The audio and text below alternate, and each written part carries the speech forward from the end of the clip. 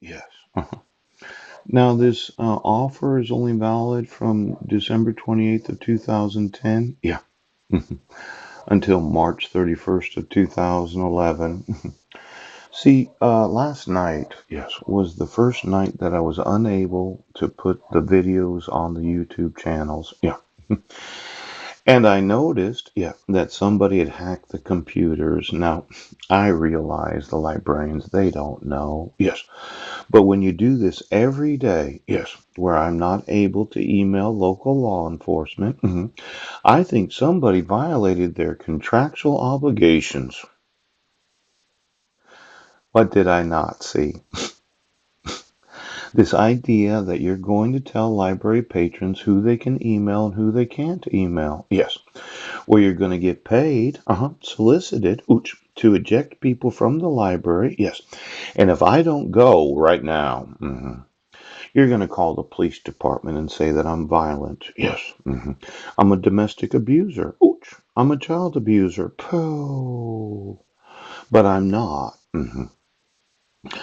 Now, we seem to be having some difficulty with the idea of binding contractual obligations. Yes. See, I wasn't in Sequim, Washington on December 31st of 2015. Yeah. Yeah. But you wouldn't admit the evidence that I was on the bus that morning and that I was in the library on New Year's Eve of 2015. Yes. And then I wasn't in Brennan, Washington on June 16th of 2017. Yeah. But you wouldn't admit the evidence that I was sitting in front of the Masonic Temple on that day. Yes. I was at the Senior Center Computer Lab that Friday afternoon. Yes. And I was house sitting. And then you wouldn't admit the evidence that it's not cyber stalking. Yes. When I email law enforcement, yes, that my rights are being violated. Pooh. And then I give you the evidence that somebody falsified my driver's license. Yes. And you have no binding contractual obligation. Now, these contractual obligations of the library, yes, to make sure that nobody hacks the computers and you're not obstructed from doing what's lawful. Yes. The binding contractual obligations of the rental assistance to make sure the landlord is paid at the first of the month. Because I think she budgets for that money and she expects $400 at the first of each and every month. Because I filled out all those documents and I put my signature on them. Then there's the background check that you did. Yes, without my authority, yes, you can't do a background check. Now let's call the state patrol in each and every state of the United States. And let's run through all the background checks of all of those, yes, that have been participating in any of the guaranteed rights of American citizens. And then there's that idea of the sleep apnea. Yes, well, I still have it. Yes, he does.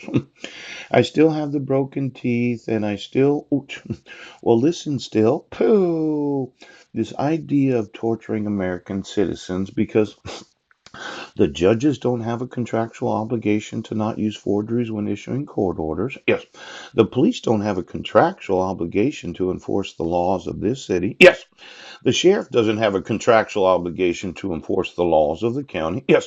And then there's the state of Washington has no binding contractual obligation to arrest and prosecute those that they do know have involved themselves in fraud. Yes.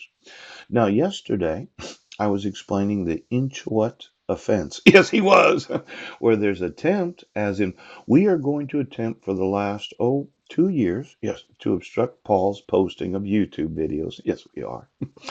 And you went through every hacker that you could find to find out how you could, right now.